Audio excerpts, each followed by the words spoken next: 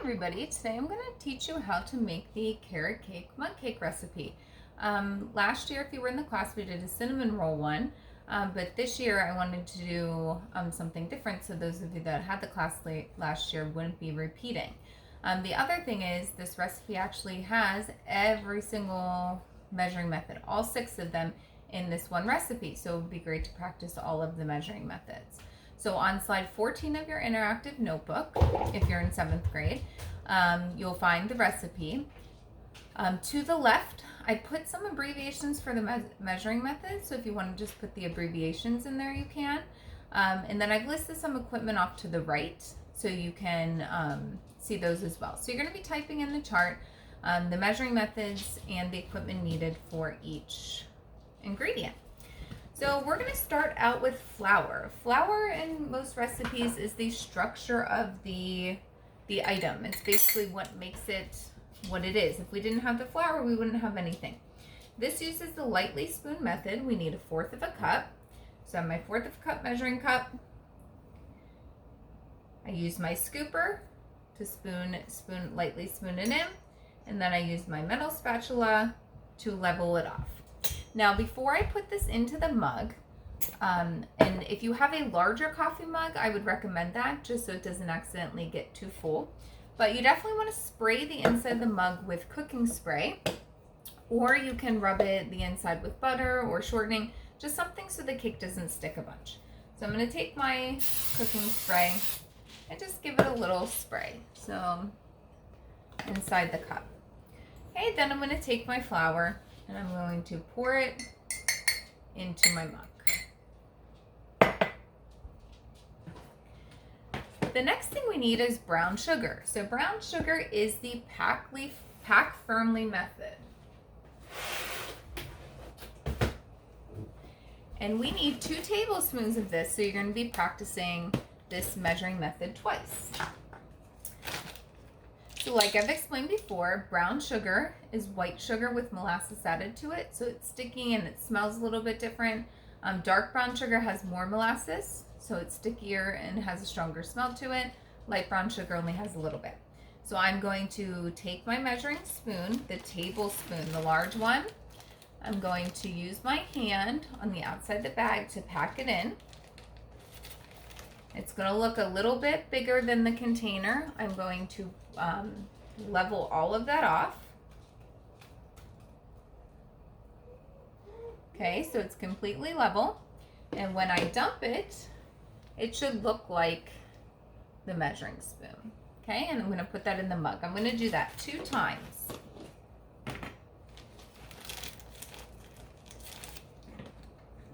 So that's packed firmly, and we need the tablespoon and the metal spatula.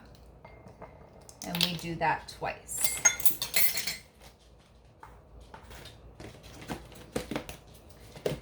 Okay, now carrot cake has a good amount of flavor in it. So most of your flavor is going to come from the spices that are in it. So we are going to be using cinnamon and nutmeg. Cinnamon and nutmeg are both the default method. And we need 1/4 of a teaspoon of each of those. So I have my 1/4 of a teaspoon. For default, you're basically just going to scoop it up and then level it off. So I'm going to dip my measuring spoon into the cinnamon container, and then I'm going to level it off. Okay, and that's going to go right in the mug. And then I'm also going to do the same thing for nutmeg. So nutmeg is kind of similar to cinnamon. It smells a little bit different, but it is also measured using the default method. And they look very similar to each other. If you like pumpkin pie, you've definitely had nutmeg before. Okay, so I'm going to scoop it out and then level it off. And so if you've noticed, every time I've done something so far, I'm over top of the container that I'm using, so all the extra goes in there. Okay, put that in the mug as well. Okay, so now the next thing I need is 1 tablespoon of butter melted. So I'm going to use a custard cup.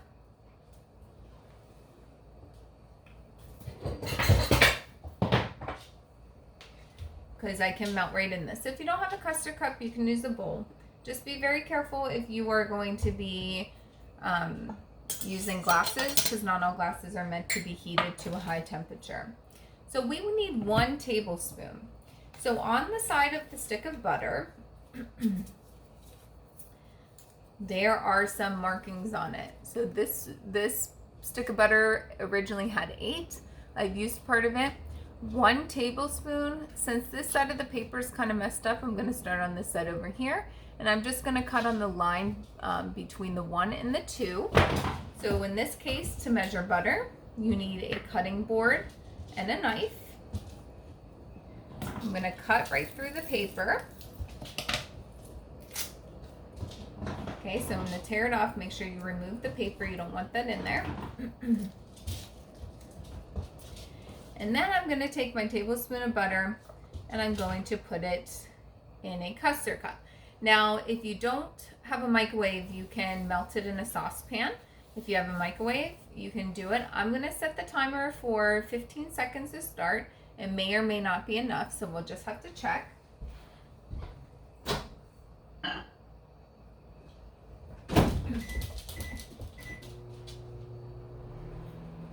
You do want it completely melted when you're doing this.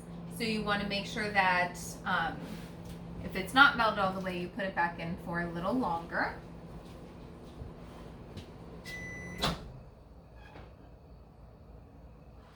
Okay, so 15 seconds definitely did not melt it enough. There's still a solid piece in there. So I'm going to put it in for 10 seconds more. When you're melting butter and other things, it's always best to go with the lesser time and then put it in for more time if you need it. You don't want it to boil because then you'll lose some of it. And you definitely don't want it to burn either.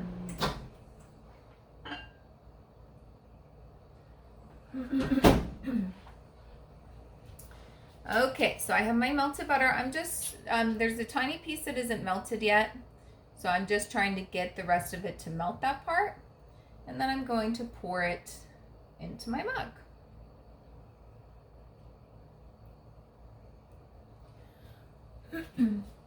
Now the next ingredient you need is shredded carrot. So you could shred the carrots yourself with a grater. I bought shredded carrots already, and the reason why is because when I looked at the size of the package and compared it to the price of regular carrots, it really wasn't that much more money. And I can use these in salads and stuff like that. So it really just depends on when I buy convenience products like shredded cheese and stuff like that. I just really look to see, is it a good value? So shredded carrots are measured using the level with hand method. Now we need 2 tablespoons. Now the thing is, because these are lumpy and bumpy, and these are cut a little bit on the bigger side, I'm gonna have to kind of bend them and put them down in. You may want to cut them a little smaller. So I'm just kind of breaking them a little bit. Otherwise, it's going to be very difficult to level this off with our hand.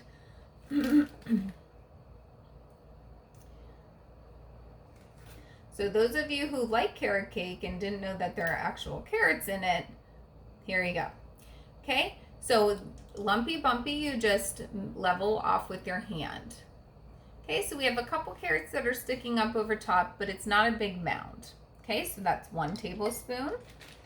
And then I need another tablespoon.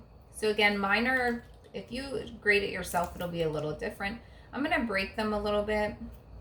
Again, so they sit into my measuring spoon just a little better.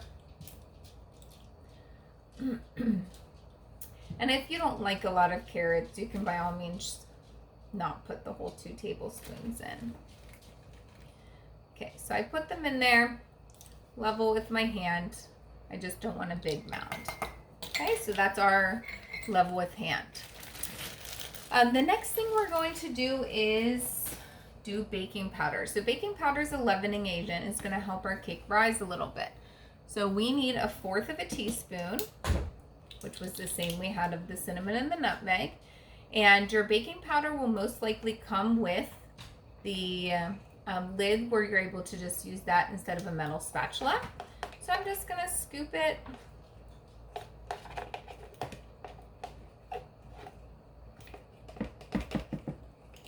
It's all sticking in the one side.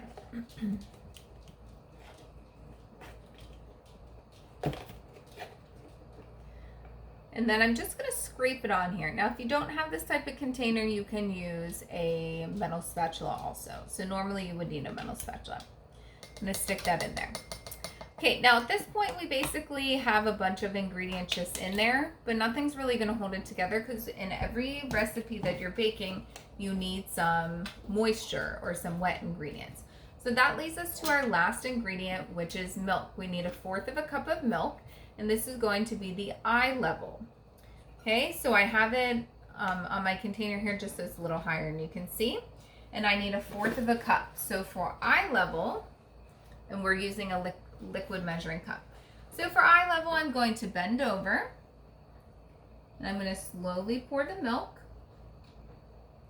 until it's at the 1/4 cup, and then I'm going to pour that into my mug cake. Now, the one thing with milk is you could use a plant milk here if you needed to. So almond milk, coconut milk, rice milk, really any milk. We just need it for the liquid. So if you are lactose intolerant or don't have any regular milk in hand, use whatever other milk you want. Now, the one thing with regular cow's milk is that there's different percentages of fat in it. So the higher the percentage of fat, the more you're going to have a film on the side of the container. So if I had heavy cream in here, it would coat the cup a lot. If I use skim milk, it wouldn't hardly coat it at all. Okay, so it doesn't really matter what milk you use. Again, the main thing is that we need a liquid in there to help cook it. So I have all of my ingredients in the mug. So step number 1, that's how I knew everything was in there. So I'm going to take a fork. So the equipment needed for step number 1 would be the mug, obviously, and the fork. And it says you want to mix it until there's no powder left. So this may take a minute or two. You want to break up any clumps of flour in there. You may want to also do a quick mix of this before you put the carrots and stuff in, just to break stuff up a little bit. So I'm mixing it up and just making sure that there's no clumps of flour and that nothing is sticking on the bottom. If it sticks on the bottom, then you're going to end up, if it sticks on the bottom of here, then you're going to end up basically having powder just on the bottom.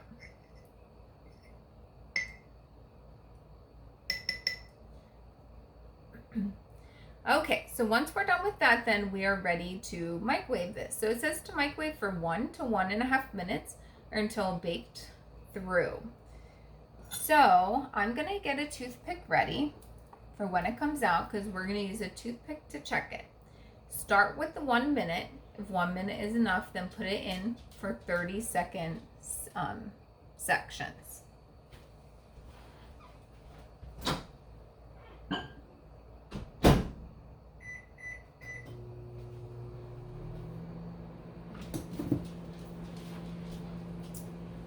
When it's cooking in the microwave, you do want to be paying attention to the microwave. It doesn't mean you have to be standing right in front of it, but you do want to be making sure that you're paying attention to what's going on there.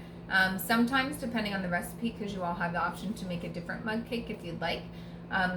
Sometimes if you use too small of a cup or you measure something wrong, sometimes it'll rise really high and it'll overflow on the cup. So you just want to pay attention and make sure that that's not the case.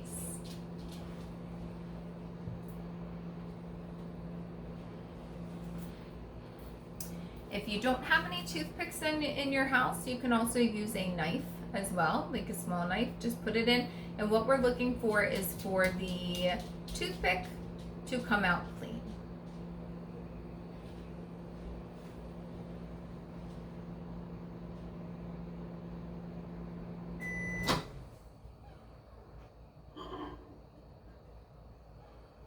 So some safety with the microwave, make sure you are grabbing the mug by the handle, not any other part of the mug, because you can end up burning yourself. So it looks okay, but I'm really not sure. So I'm going to take my toothpick and I'm going to insert it. And I inserted it and it came out clean. So if a little bit of cake is stuck on it, that's fine. You just don't want any liquid on there.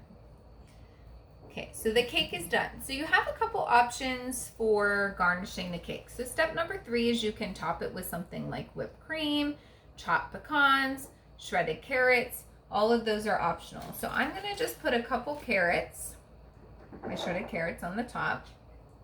Again, it depends on how much you like carrot cake. Pecans are almost always in carrot cake as well. So you can get a couple chopped pecans.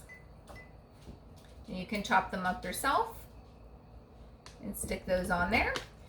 If you want and have regular whipped cream, you can put that on there as well.